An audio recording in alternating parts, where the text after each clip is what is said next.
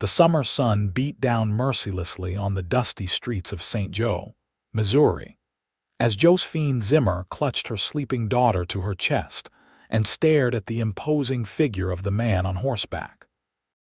Blood trickled from the cut on her lip, and a purple bruise was forming beneath her left eye, fresh wounds to join the older ones hidden beneath her tattered calico dress. She had nowhere else to turn, no one else to ask for help. The stranger's steel-blue eyes studied her face, his expression shifting from surprise to something darker as he registered her injuries. "My child's father beat me," she said, her voice barely above a whisper. The cowboy's jaw tightened, his hand instinctively moving to the revolver at his hip. After a long moment, he spoke, his voice low and certain. "Then he'll never touch either of you again." Josephine didn't know if she could trust this stranger's promise, but desperation had driven her to this moment. She'd run out of options in the summer of 1872, and this man represented her last hope. Adam Vance had ridden into St. Joe that morning with no intention of staying more than a night. At 30 years old, he'd seen enough of the frontier to know that settling down wasn't in his nature. He drifted from Texas up through Colorado, working cattle drives and taking odd jobs as a ranch hand when money grew scarce. His latest job had ended abruptly when the ranch owner sold his land, leaving Adam with just enough money to make it to the next town over. The woman standing before him changed everything. Her golden hair was pulled back in a messy bun, strands falling around her bruised face. The child in her arms couldn't have been more than 2 years old, with fair curls like her mother's. Something fierce and protective stirred in Adam's chest. "Madam, I don't mean to pry, but it looks like you need help," he said, dismounting from his chestnut gelding. He kept his movements slow, careful not to startle her. "Name's Adam Vance." Josephine took a half step back, eyeing him warily. "Josephine Zimmer, and this is Charlotte." The little girl stirred but didn't wake. "Pleased to meet you, though I wish it were under better circumstances."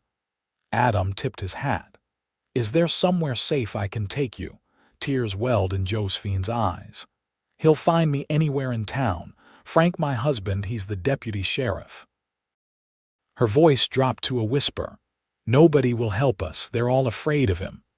Adam's expression hardened. A corrupt lawman was the worst kind of trouble. "I understand. When will he be looking for you?" "He's out with a posse. They're tracking a bank robber who fled west. He won't be back until tomorrow afternoon at the earliest." Adam nodded, thinking quickly. "That gives us some time. Do you have family somewhere? Someone who would take you in?" "My aunt lives in Denver. I haven't seen her in years, not since Frank forbade me from writing to her." "But she'd help us. I know she would. Denver's a good 5 days' ride from here." Adam glanced at the child. "That's a long journey with a little one." "I'll manage," Josephine said with quiet determination. "Anything is better than staying here." Adam studied her for a moment. The sensible thing would be to point her toward the stage-coach office, maybe give her what little money he could spare. But the thought of sending this woman and her child off alone, with a violent husband potentially in pursuit, didn't sit right with him. "I was heading west anyway," he found himself saying. "I could escort you to Denver." Hope flickered across Josephine's face, quickly replaced by suspicion. "Why would you do that? You don't know me. Let's just say I've got no love for men who raise their hands to women and children." Adam's voice carried an edge that hinted at old wounds. "If you trust me enough to accept my help, I give you my word I'll see you safely to your aunt's doorstep." Josephine studied his face, searching for any sign of deceit. What she saw instead was a steadiness that had been absent from her life for too long. "I need to get some things from my house while Frank is away. Clothes for Charlotte, the money I've hidden away." "Where's your house?" "On Maple Street. The white one with blue shutters." Adam nodded. "I'll accompany you, but we should move quickly." They walked together through the back streets of St. Joe, avoiding the main thoroughfare where they might be noticed. Charlotte woke during the journey, regarding Adam with solemn brown eyes before hiding her face in her mother's neck. "She's shy around men," Josephine explained softly. "Frank, he yells a lot." Adam's jaw tightened, but he kept his voice gentle. "Hello there, Charlotte. My name's Adam. I'm going to help you and your mama take a trip." The little girl peeked at him, then quickly looked away again. "She'll warm up to you," Josephine said, though she sounded uncertain. They reached the house without incident. It was a modest dwelling, well kept on the outside, belying the turmoil within. Josephine glanced nervously at the neighboring houses before leading Adam through the back door. "I won't be long," she promised, setting Charlotte down on the kitchen floor. "Be a good girl for Mama." Adam kept watch at the window while Josephine moved efficiently through the house, gathering essential items. She returned with a small carpet bag and a bundle wrapped in a shawl. "I have some savings," she explained, unwrapping the bundle to reveal a tin box. "Frank doesn't know about it. I've been putting aside a little each month for almost 3 years, hoping someday we could escape." Adam nodded approvingly. "Smart thinking. Is there anything else you need?" Josephine hesitated, then crossed to a cabinet and removed a small framed photograph. "My parents. They died before Charlotte was born." She wrapped it carefully and added it to the carpet bag. As they prepared to leave, Charlotte tugged at her mother's skirt. "Bunny," she said plaintively. "Oh, sweetheart, I'm sorry." Josephine looked torn. "Her stuffed rabbit is upstairs in her room. It's the only toy she has." "I'll get it," Adam offered. "Which room?" "First door on the left. The rabbit is in her bed." Adam took the stairs 2 at a time, found the small bedroom, and quickly located the well-loved stuffed rabbit. As he turned to leave, he noticed a man's belt hanging from a hook on the wall. The leather was worn, the buckle heavy and metal. Without thinking, Adam touched the fading bruise on his own cheek, a memory from 20 years ago resurfacing. His father had favored a belt like that one. When he returned downstairs, he handed the rabbit to Charlotte, who clutched it tightly to her chest, her small face lighting up with relief. "Thank you," Josephine said, the words carrying more weight than the simple retrieval of a toy warranted. "We should go," Adam replied. "It's best if we're well away from town before nightfall." They left through the back door, making their way cautiously to the stable where Adam had left his horse. Along the way, Adam purchased a sturdy mare for Josephine from a trader who asked no questions when presented with cash. As they prepared to depart, Josephine cast one last look at the town that had been her prison for the past 4 years. There was no sorrow in her expression, only a grim determination that Adam recognized from his own face in the mirror. "Ready?" he asked. She nodded, settling Charlotte securely in front of her on the saddle. "Ready." They rode west out of St. Joe as the afternoon sun began its descent. Adam set a steady pace, mindful of the child and Josephine's limited riding experience. When they were several miles from town, he finally allowed himself to relax slightly. "We'll make camp before full dark," he told her. "There's a creek about 3 miles ahead that should serve us well." Josephine nodded, her attention focused on the road ahead. She hadn't spoken much since they'd left town, the enormity of what she was doing, fleeing with her child, trusting a stranger, perhaps finally sinking in. "You're doing the right thing," Adam said, correctly interpreting her silence. "Some situations can't be fixed. Some men don't change." "I know," she replied softly. "I kept hoping. Charlotte deserves a father who loves her. I thought if I was patient enough, kind enough, he would become that man." She shook her head. "I was a fool." "No," Adam said firmly. "You were hopeful. There's a difference." The creek appeared as the sun touched the horizon. a gentle flow of water lined with cottonwood trees that offered some shelter from the elements and any prying eyes. Adam helped Josephine dismount, then carefully lifted Charlotte from the saddle. "Can you gather some kindling while I see to the horses?" he asked. Josephine nodded, setting Charlotte on a blanket with her rabbit before collecting fallen branches. Adam efficiently unsaddled the horses and rubbed them down, securing them where they could graze on the lush grass near the creek. Once the fire was going, Adam prepared a simple meal from his saddlebags: jerky, hardtack, and coffee for the adults, with a tin of peaches for Charlotte, who ate them with evident delight. "When did you last eat?" Adam asked Josephine, noting how hungrily she consumed the meager fare. "Yesterday morning," she admitted. "Frank was angry about dinner last night. He threw it against the wall and said we didn't deserve to eat." Adam's hand tightened around his coffee cup. "What happened today to make you run?" Josephine's gaze drifted to Charlotte, now drowsily playing with her rabbit by the fire. "He's been getting worse, more unpredictable. This morning he was in a rage because his shirt wasn't ironed properly. He hit me, which isn't unusual, but then—" Her voice faltered. Then Charlotte started crying and he turned toward her with his hand raised.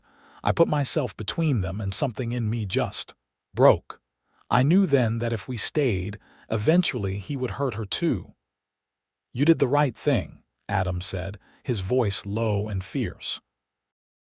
"No child should ever live in fear."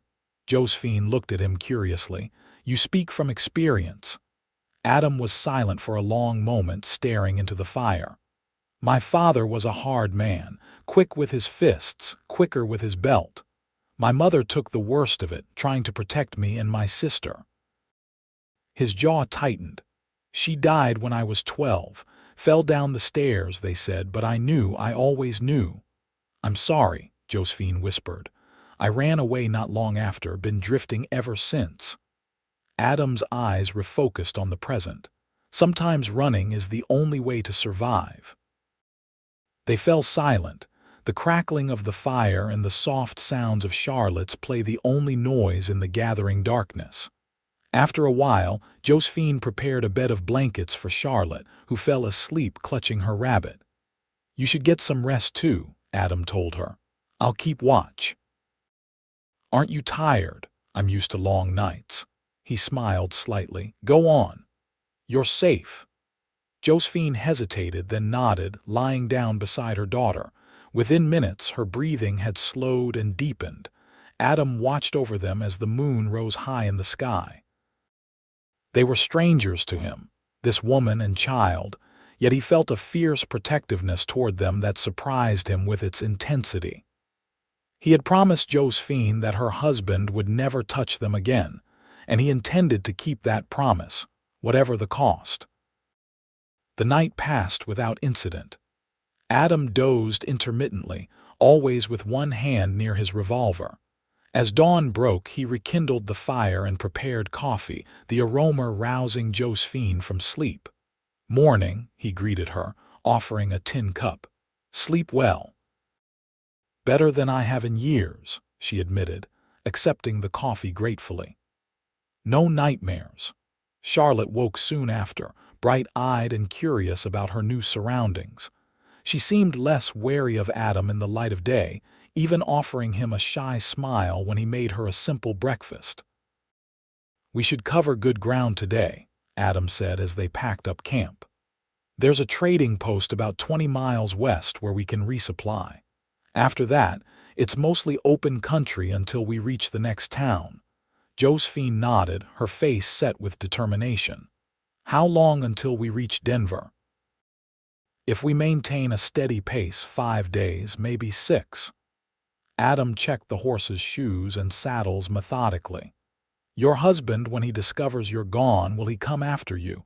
Josephine's expression darkened. "Yes, Frank sees us as his property. He won't let us go easily." "Then we'll need to be careful, stay off the main trails when we can." Adam helped her mount, then handed Charlotte up to her. "Does he have friends in the sheriff's office? People who might help him track you. The sheriff is his uncle. Most of the deputies are loyal to Frank's family. She settled Charlotte in front of her. They've been in St. Joe for generations. Adam absorbed this information grimly. A corrupt deputy with the backing of the local law made their situation more precarious than he had initially thought. "We'll manage," he assured her, swinging into his own saddle. "I know these territories well." They rode steadily through the morning, stopping only when necessary to rest the horses or attend to Charlotte's needs. The little girl proved to be a remarkably good traveler, content to watch the passing landscape and occasionally point out birds or other wildlife to her mother. By mid-afternoon, they reached the trading post, a weathered wooden structure nestled at the junction of two trails. A few horses were hitched outside and smoke rose from the chimney. "I'll go in," Adam said, dismounting. "Better if fewer people see you." Josephine nodded, moving her horse into the shade of a large oak tree at the edge of the clearing.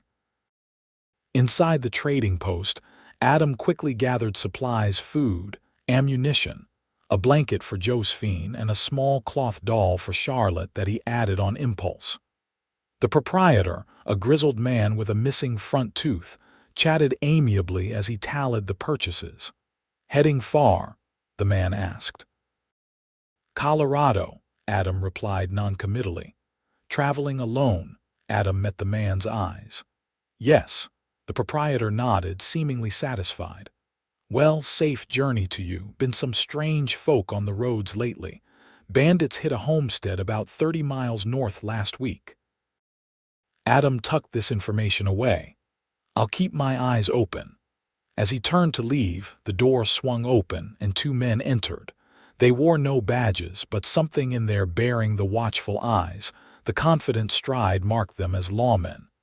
Adam nodded politely and moved to pass them. "Hold up there," the taller of the two said. "You ride in from the east today?" Adam paused, his expression neutral.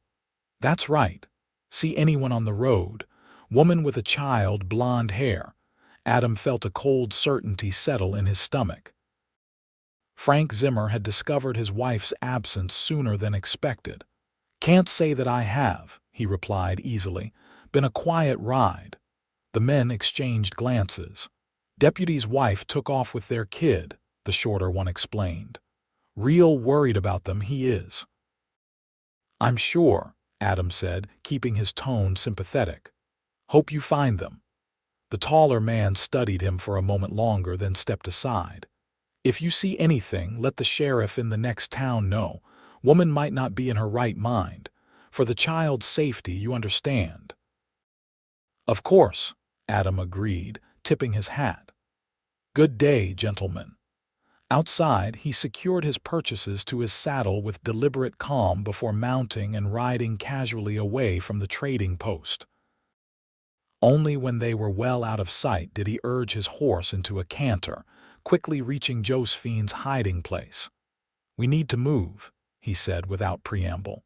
"Your husband has men looking for you already." Fear flashed across Josephine's face. He wasn't supposed to be back until tomorrow. "Plans change. They're not far behind us." Adam led them away from the trail, cutting across open country. "We'll head southwest for a while, throw them off our track."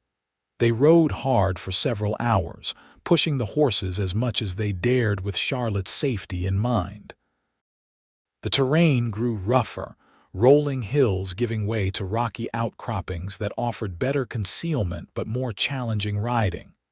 By nightfall, Adam was satisfied they had put enough distance between themselves and their pursuers.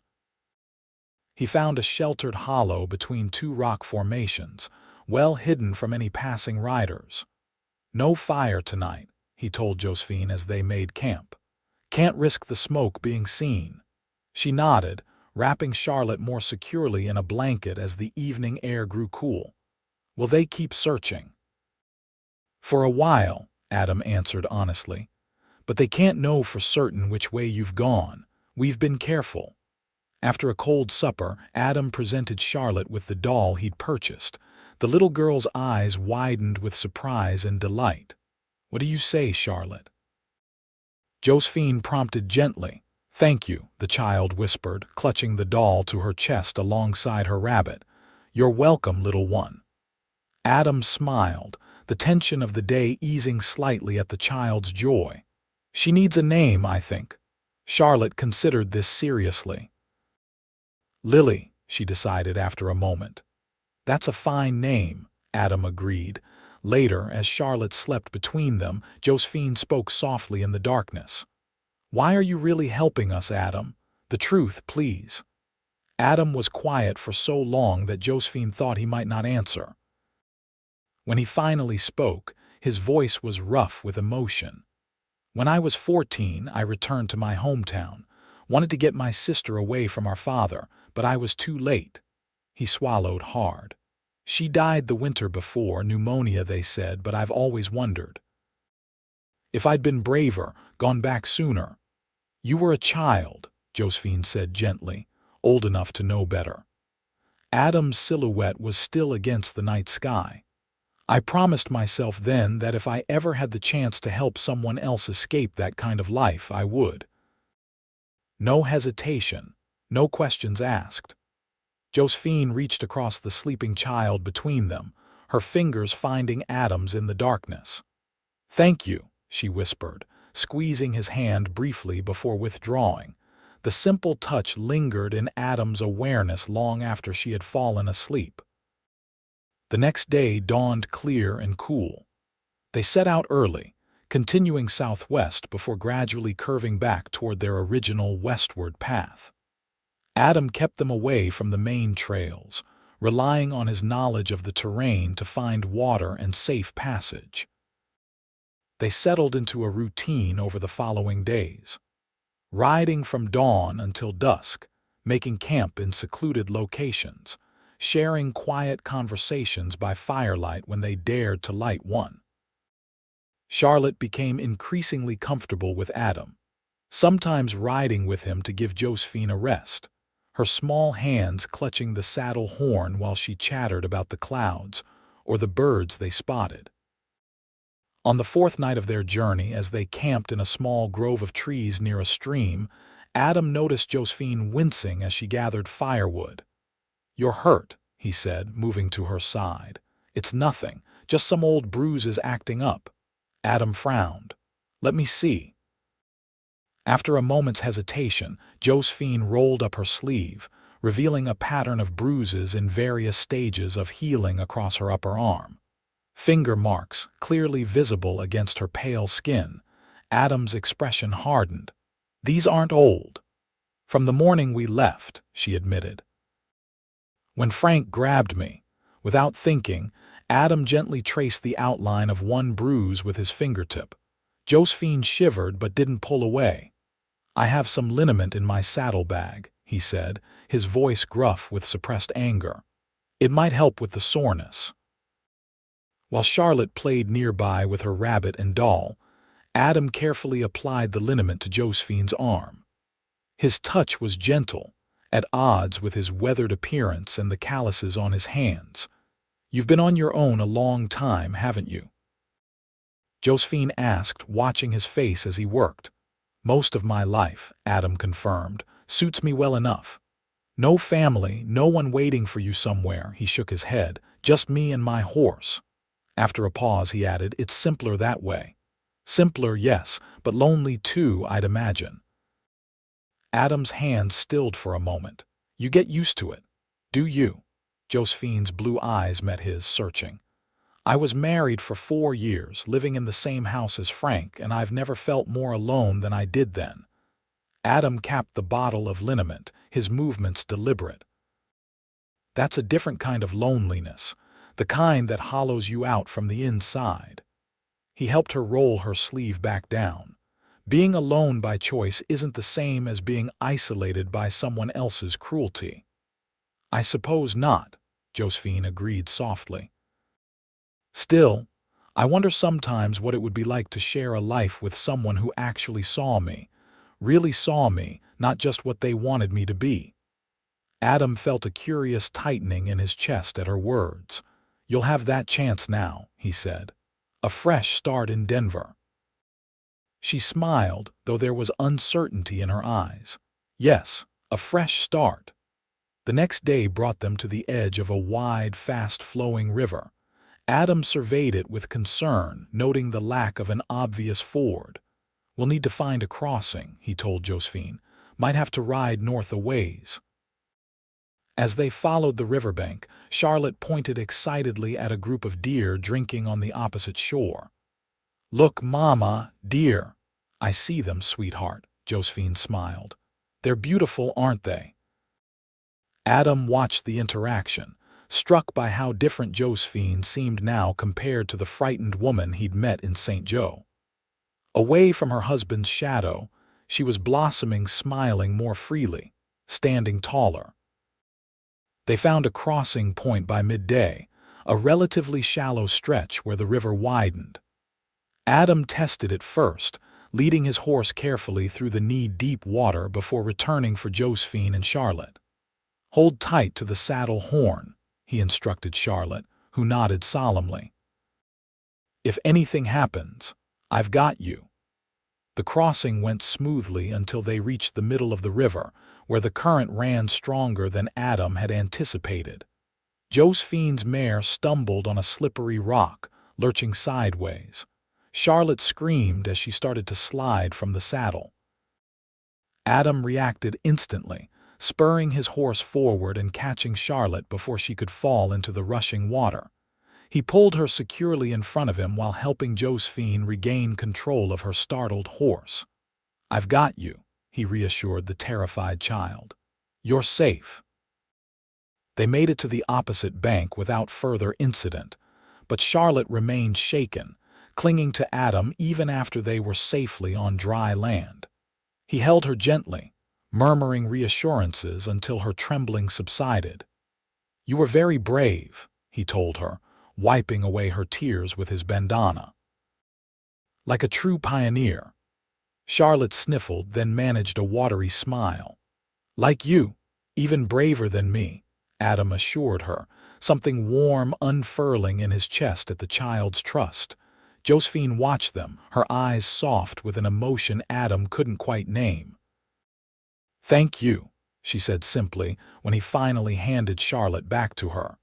They continued westward, the landscape gradually changing as they approached the foothills of the Rocky Mountains.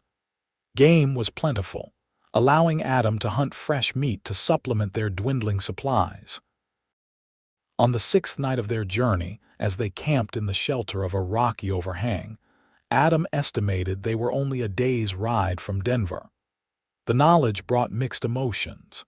His promise to Josephine had been to see her safely to her aunt's doorstep, and he intended to keep that promise. But the thought of saying goodbye to her and Charlotte was becoming increasingly difficult to contemplate. After Charlotte had fallen asleep, Josephine joined Adam by the fire, wrapping a blanket around her shoulders against the mountain chill. We should reach Denver by tomorrow afternoon, Adam said, poking at the embers with a stick. Yes, Josephine replied, her voice subdued. I wrote to my aunt from the last town we passed through. With luck, she'll have received the letter by the time we arrive. And if she hasn't, we'll manage. I have enough money to rent a room for a while. Josephine studied his profile in the firelight. What will you do? After Denver, I mean. Adam shrugged. Haven't thought that far ahead. Fine work, I suppose. There's always need for men who know horses. Silence fell between them, comfortable yet charged with unspoken thoughts. Adam, Josephine began hesitantly, I don't know how to thank you for what you've done for us. You've risked your life to help two strangers. You don't feel like strangers anymore, Adam admitted, meeting her gaze. And I told you why I'm helping. No thanks necessary, even so. Josephine's fingers twisted in the fabric of the blanket. I've been thinking about what happens when we reach Denver, about saying goodbye. Adam's heart beat faster at the vulnerability in her expression. Have you? Yes. She took a deep breath. I don't want to. The simple statement hung in the air between them, heavy with implication. Josephine, Adam said carefully, you've been through a lot. Your life has been upended. It wouldn't be right for me to what? She challenged gently. To admit that there's something between us. Because there is, Adam, I'm not imagining it. No, he conceded after a moment. You're not imagining it. Then why fight it? Because you deserve time. Space to heal, to find yourself again without a man in your life telling you what to do or who to be. Josephine smiled, the expression illuminating her face in the firelight. That's exactly why I feel this way about you, Adam Vance, because you see me as someone who deserves those things. She moved closer until they were sitting side by side. I've spent 4 years being told who I am, what I'm worth, but you, from the moment we met, you've respected my choices, my strength. Adam swallowed hard, intensely aware of her proximity. I just did what any decent man would do. No, Josephine shook her head. A decent man might have pointed me toward the stagecoach office, maybe given me some money. You gave us protection, companionship, hope. Her hand found his, fingers intertwining. You gave Charlotte someone she could trust, when her only experience with men has been fear. Adam looked down at their joined hands, his thumb unconsciously stroking the soft skin of her wrist. What are you asking of me, Josephine? Nothing you don't want to give, she replied. Just don't leave us as soon as we reach Denver. Stay, at least for a while, see where this leads. The request was reasonable, even tempting, yet Adam hesitated. Your husband is hundreds of miles away, she finished, and if he finds us, we'll face him together. Her voice hardened with resolve. I'm done living in fear of Frank Zimmer. Adam studied her face, seeing the determination that had first drawn him to her in St. Joe. Slowly, he reached up to brush a strand of hair from her cheek, his calloused fingertips gentle against her skin. I'll stay, he promised softly. For as long as you want me to. The relief in her smile made his breath catch. Good, she whispered. Neither of them moved for a long moment, the air between them charged with possibility. Then, with deliberate care, Adam leaned forward and pressed his lips to hers in a kiss so gentle it was barely more than a whisper. Josephine's eyes fluttered closed, her hand coming up to rest against his chest. When they finally parted, she kept her eyes closed for an extra heartbeat, as though savoring the moment. That was. She began. The beginning, Adam finished for her. They sat together by the fire until it burned low, talking quietly about Denver, about Charlotte, about the future that suddenly seemed less uncertain. When Josephine finally returned to her bedroll beside her sleeping daughter, she did so with a lightness in her step that hadn't been there before. Adam watched over them through the night, his mind filled with new possibilities. For the first time in his drifting life, he found himself considering what it might mean to stay in one place, to build something lasting. The morning dawned clear and bright, their last day of travel stretching before them. Charlotte seemed to sense the significance of the day, chattering excitedly as they packed up camp. Will Aunt Martha have cookies? She asked Josephine. Papa never let us have cookies. I'm sure she will, Josephine assured her, sharing a smile with Adam over the child's head. And if she doesn't, we'll make some ourselves. They rode steadily through the morning, the terrain becoming more populated as they neared Denver. Farms and homesteads dotted the landscape, and they passed other travelers on the road with increasing frequency. By early afternoon, they crested a hill and saw Denver spread out before them in the valley below. Smoke rose from countless chimneys, and the newly constructed railroad gleamed in the distance. We made it, Josephine breathed, relief evident in her voice. Adam reached across to squeeze her hand briefly. Let's find your aunt. Martha Jenkins lived on the eastern edge of Denver, in a modest but well-maintained house with a small garden. When they arrived, A gray-haired woman was hanging laundry on a line behind the house. She turned at the sound of approaching horses, her hand shading her eyes against the sun. "Aunt Martha," Josephine called, dismounting quickly. The older woman's face transformed with shock, then joy. "Josephine, is that really you?" They embraced tightly, Martha pulling back to look at her niece with tears in her eyes. "My dear girl, your letter only arrived yesterday." "I couldn't believe it when I read," she broke off, noticing Charlotte for the first time. "And this must be little Charlotte." "Oh, come here, child." Charlotte approached shyly, allowing herself to be hugged by this stranger who smelled of lavender and fresh bread. Martha finally turned her attention to Adam, who had remained mounted, watching the reunion with a small smile. "And you must be Mr. Vance. Josephine mentioned you in her letter." Adam tipped his hat. "Madam." "Well, don't just sit there on your horse, young man. Come inside, all of you. You must be exhausted from your journey." The house was warm and inviting, filled with the aromas of home cooking and the subtle scent of dried flowers. Martha fussed over them, insisting they sit while she prepared a meal.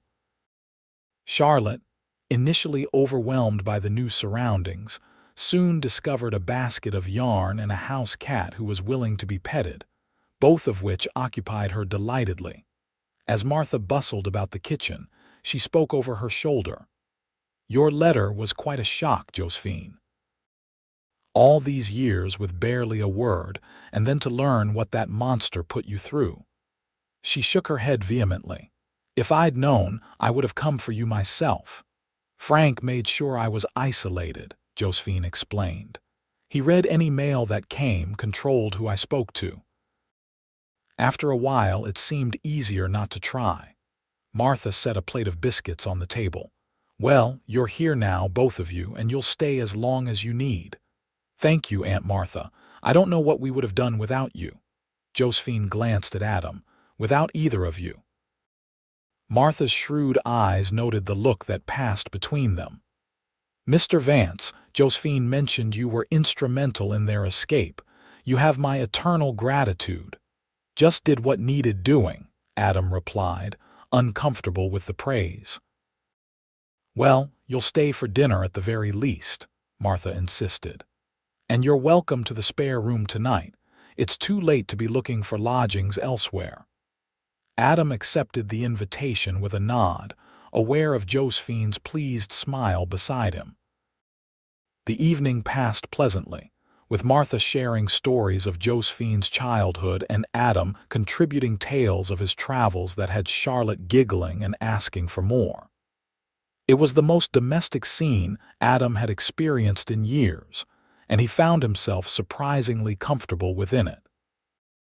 After Charlotte had been tucked into bed in Martha's spare bedroom, the adults sat at the kitchen table with cups of coffee. "What are your plans now, Josephine?" Martha asked gently. "I need to find work," Josephine replied. "Something that will allow me to care for Charlotte and eventually get a place of our own." Martha nodded approvingly. "I've spoken with Mrs. Halliwell at the millinery shop. She's looking for someone with a good hand for sewing, which you've always had." "That would be perfect," Josephine said gratefully. "And Charlotte? There's a small school just down the road. The teacher, Miss Ellis, is a good friend of mine. She takes children as young as 4, but I'm sure she'd make an exception for Charlotte." As they discussed the practical details of settling in Denver, Adam found himself watching Josephine the animated way she spoke with her hands, the hope brightening her eyes, the quiet strength that had drawn him to her from the beginning. "And what about you, Mr. Vance?" Martha's question pulled him from his thoughts. "Do you plan to stay in Denver?" Adam met Josephine's gaze across the table. "For a while, yes. I've been thinking about looking for more permanent work than what I've been doing." "As it happens," Martha said, a knowing glint in her eye, "my neighbor Mr. Patterson runs the livery stable in town. He's looking for an experienced horseman to help with the business. His arthritis makes it difficult for him to do all the work himself these days. Is that so? Adam replied, unable to stop the smile tugging at his lips. Indeed. I'd be happy to introduce you tomorrow. Later, as Josephine walked Adam to the barn where he would sleep that night, the stars shone brightly overhead in the clear mountain air. Aunt Martha is quite the matchmaker, Josephine observed, amusement in her voice. I noticed that. Adam stopped at the barn door, turning to face her. Does it bother you? No. Josephine stepped closer. Does it bother you? Not at all. He reached for her hand, drawing her nearer still. I meant what I said last night, Josephine. I'll stay as long as you want me to. And if that's a very long time, she asked, her voice barely above a whisper. In answer, Adam bent his head and kissed her, not the gentle, hesitant kiss of the night before, but one filled with promise and growing certainty. Josephine responded eagerly, her arms winding around his neck as she pressed closer. When they finally parted, both somewhat breathless, Adam rested his forehead against hers. I think I could be persuaded to stay indefinitely, he murmured. Josephine's laugh was soft and joyful. Good night, Adam Vance. Good night, Josephine. The next few weeks passed in a blur of activity as they settled into life in Denver.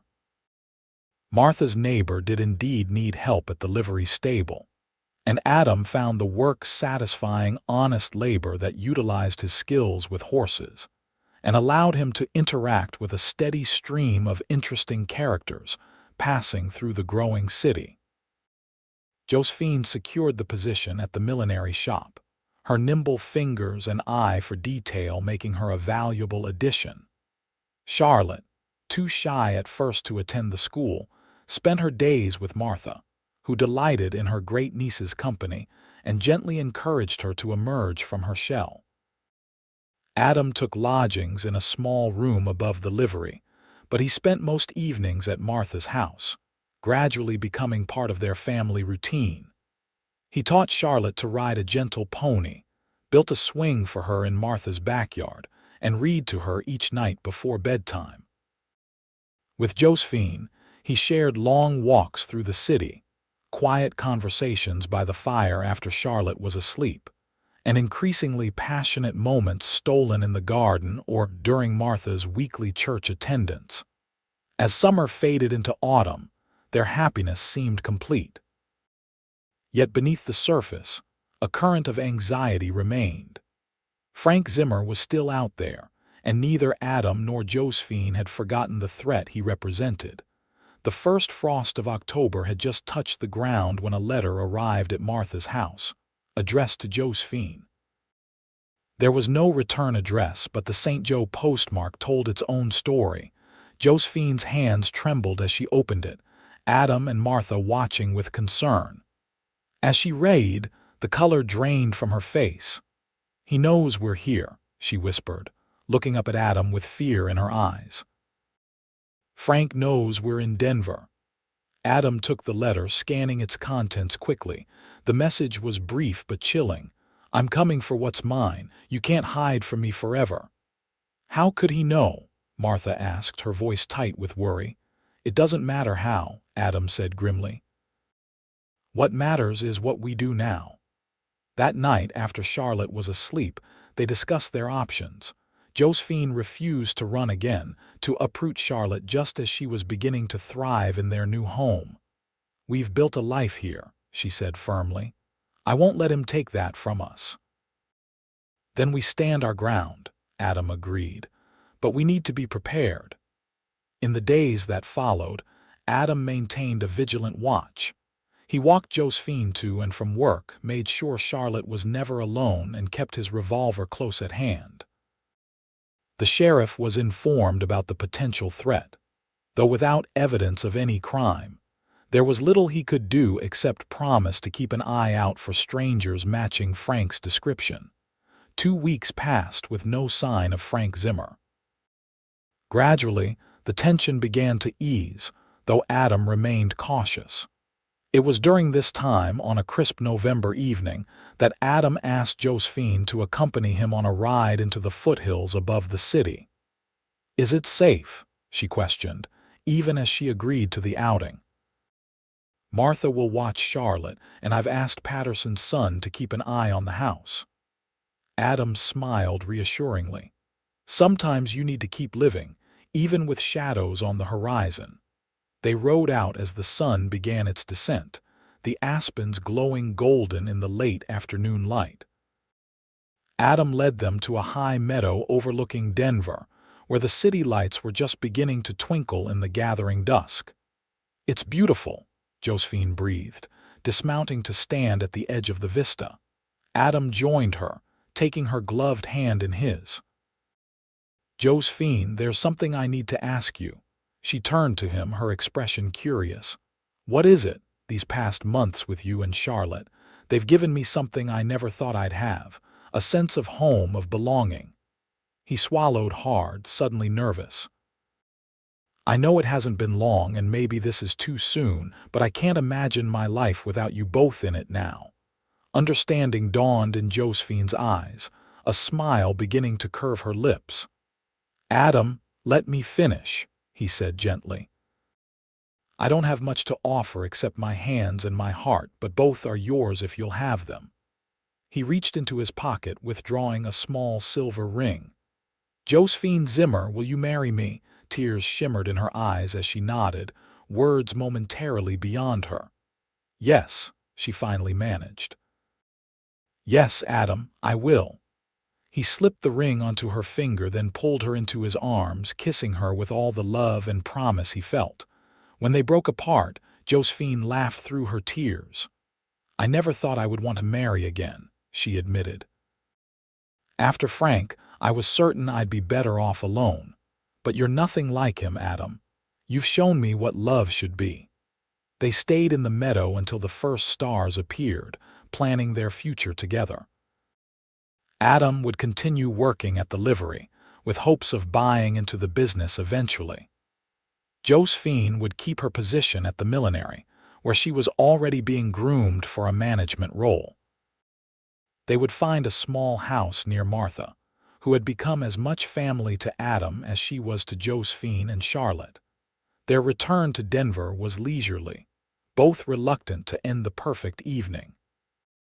As they approached Martha's house, however, Adam noticed something that made his blood run cold. The front door was slightly ajar, a slash of light spilling onto the porch.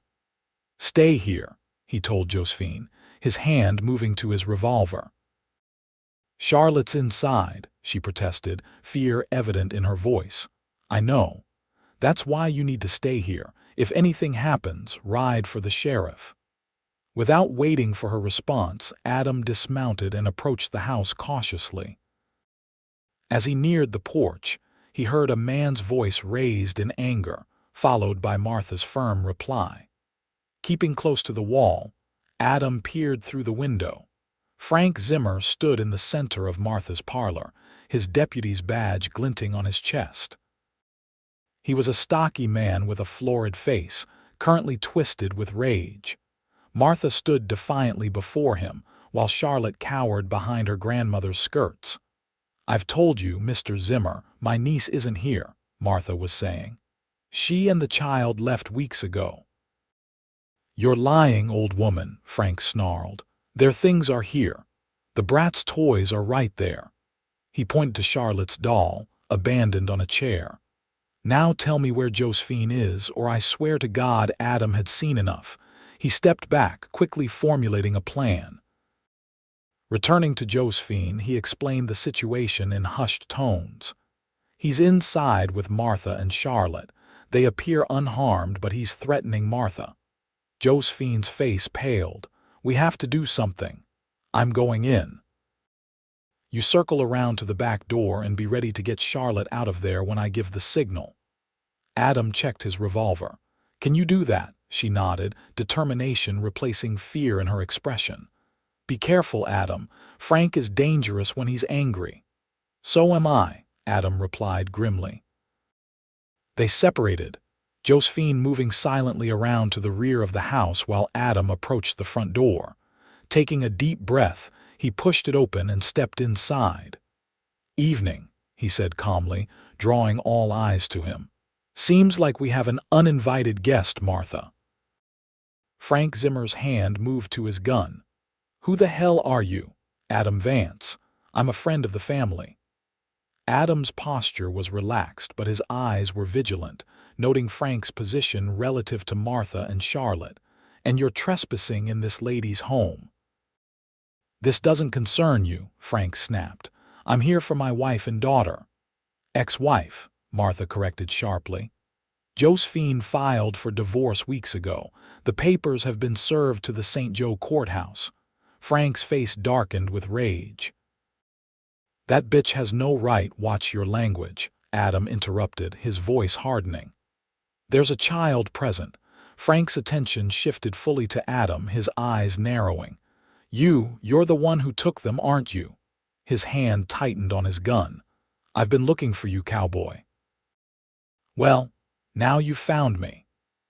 Adam moved further into the room, positioning himself to block Frank's view of the back hallway where he'd seen movement. Josephine, slipping quietly into the house.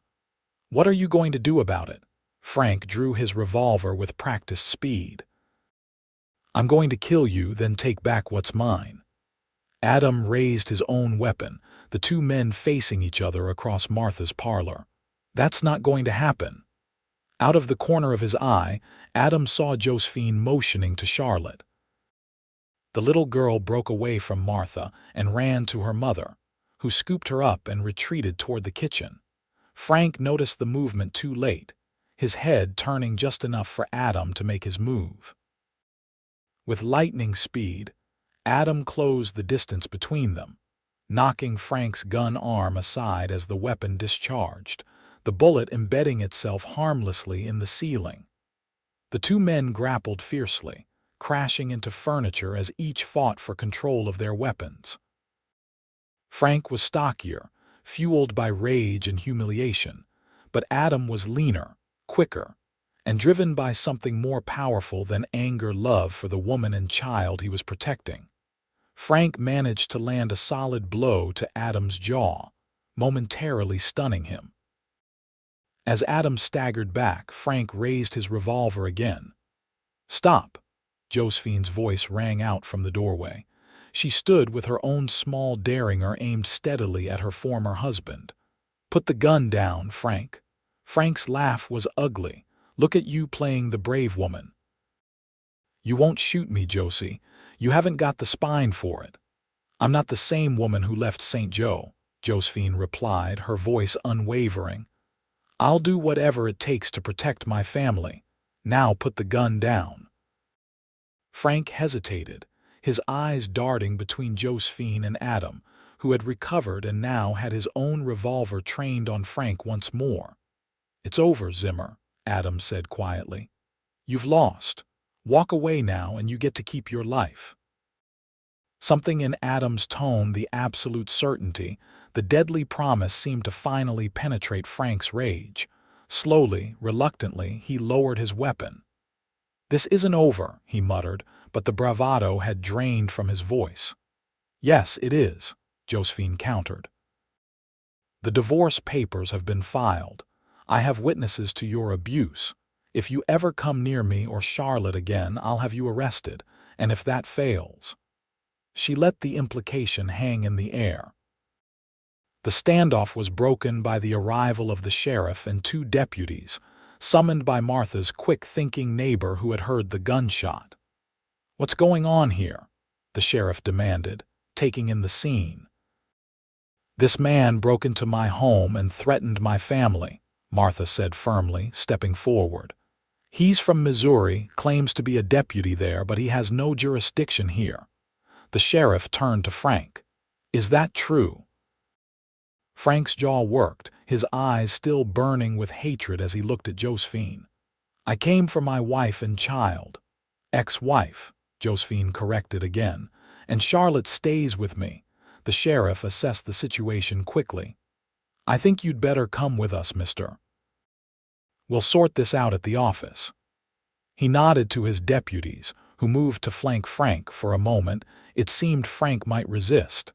Then, with a last venomous look at Adam and Josephine, he allowed himself to be escorted from the house. The tension in the room broke like a fever. Josephine rushed to Charlotte, who had been watching from the kitchen doorway with wide, frightened eyes. Adam went to them both, enfolding them in his arms as Martha sank into a chair, visibly shaken but relieved. "Is Papa gone?" Charlotte whispered against her mother's neck. "Yes, sweetheart," Josephine assured her. "He's gone and he won't be coming back." Adam knelt before the child, his expression gentle but serious. "I promised you once that he would never touch either of you again. I meant that, Charlotte. You're safe now." The little girl studied his face, then reached out to touch his cheek where a bruise was forming from Frank's blow. "You got hurt." "Just a little," Adam smiled. "Worth it to keep you and your mama safe." Charlotte considered this, then solemnly offered him her stuffed rabbit. "Bunny makes hurts better." Adam accepted the rabbit with equal solemnity. "Thank you, Charlotte. I feel better already." Later that night, after Charlotte had finally fallen asleep in Martha's spare room, the adults gathered in the kitchen. The sheriff had returned briefly to inform them that Frank was being held on charges of breaking and entering, threatening with a deadly weapon, and attempted assault. Given the evidence and witness statements, it was unlikely he would be released any time soon. "What happens now?" Martha asked, pouring hot tea for all of them. "The divorce proceedings will continue," Josephine said. "With Frank's actions tonight, I doubt there will be any challenge to my custody of Charlotte.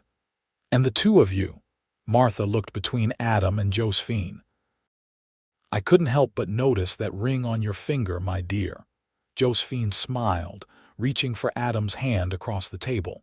"We were going to tell you tonight before everything happened. Adam asked me to marry him, and I said yes." Martha's face lit up with genuine pleasure. "Oh, my dears, that's wonderful news." "When?" "In the spring," Adam replied. "We thought a fresh start with the new season would be fitting." "Perfect," Martha approved. "And you'll live here in Denver," they nodded. "Mr. Patterson has offered to make me a partner in the livery," Adam explained.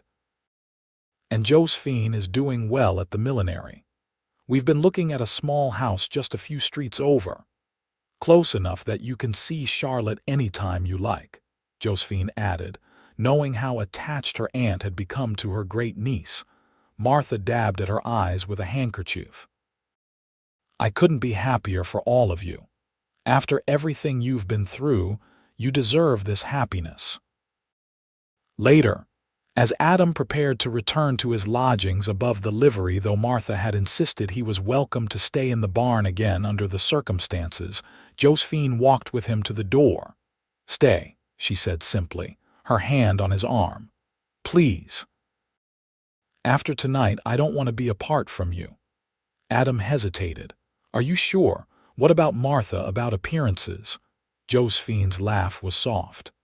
"Adam, we're engaged. And after what happened tonight, I think Martha would agree that some rules can be bent. Besides," she added, her voice dropping, "I need you clothes tonight." He couldn't deny her or himself this comfort. "All right, but I'll take the sofa." "Such a gentleman," she teased, rising on tiptoe to kiss him. The night passed peacefully, a stark contrast to the violence of the evening.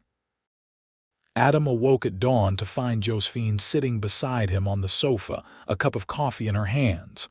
"Good morning," she smiled, offering him the cup. "I didn't want to wake you, but Charlotte's been asking for you." Adam accepted the coffee gratefully. "Is she all right?" "Better than I expected." "Children are resilient." Josephine's expression grew thoughtful. "I've been thinking about what happens next, with Frank, I mean." "The law will handle him," Adam assured her. "He won't trouble you again, I know, but it's more than that." She settled beside him on the sofa. "Last night when I saw him threatening you, I realized something. I'm not afraid of him anymore." Adam studied her face, noting the calm certainty in her eyes. "Good." Not just for me, but for Charlotte too.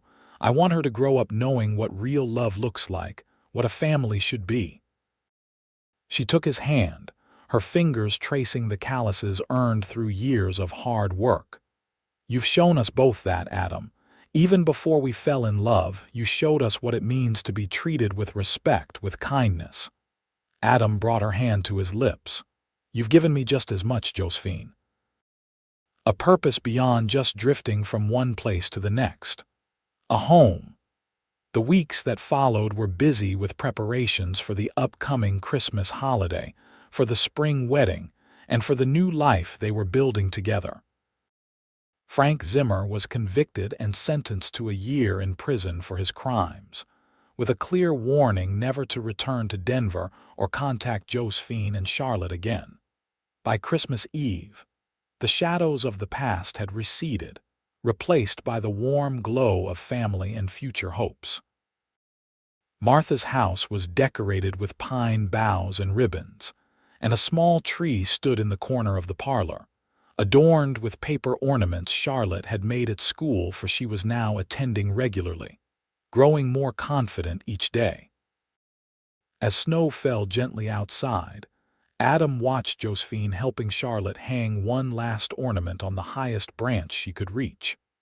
The firelight caught the engagement ring on Josephine's finger, sending prisms of light dancing across the wall. "Perfect," Josephine declared, stepping back to admire their handiwork. "Yes," Adam agreed, though he wasn't looking at the tree. "Absolutely perfect." Martha emerged from the kitchen, carrying a tray of hot chocolate. "Time for a Christmas Eve treat," she announced. "And then perhaps Mr. Vance would read us the night before Christmas." "Please, Adam?" Charlotte asked, her eyes bright with excitement. "I'd be honored," he replied, lifting her onto his lap as Martha distributed the steaming mugs. As he read the familiar story, Adam felt a sense of rightness settle over him. This was what he had been searching for all those years on the trail, not just a place to belong, but people to belong with. A family. When the story was finished and Charlotte had been tucked into bed with promises that Santa would indeed find her, Adam and Josephine stood together by the window, watching the snow continue to fall. "Happy?"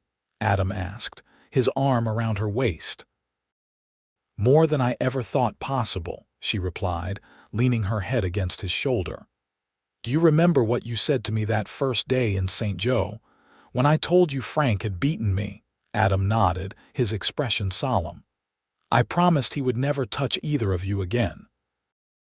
"And he never will," Josephine said softly. "You kept your promise, Adam. You gave us our freedom." "And you gave me a reason to stop wandering," he replied, turning to face her fully. "Thank you for trusting me, Josephine, for believing in the possibility of something better." "Always," she whispered, rising to meet his kiss as the snow fell silently beyond the window, blanketing the world in pure white, a fitting symbol for the fresh start they had found together. Spring arrived with a riot of wildflowers and the promise of new beginnings. On a clear April morning, with the Rockies standing sentinel in the distance, Adam Vance and Josephine Zimmer were married in Martha's garden, beneath an arch of early roses. Charlotte, resplendent in a new dress, served as flower girl, solemnly strewing petals along the path before her mother. The ceremony was small but joyful, attended by the friends they had made in Denver, Mr. Patterson from the livery and his family, Josephine's colleagues from the millinery shop, Charlotte's teacher, and neighbors who had become like extended family.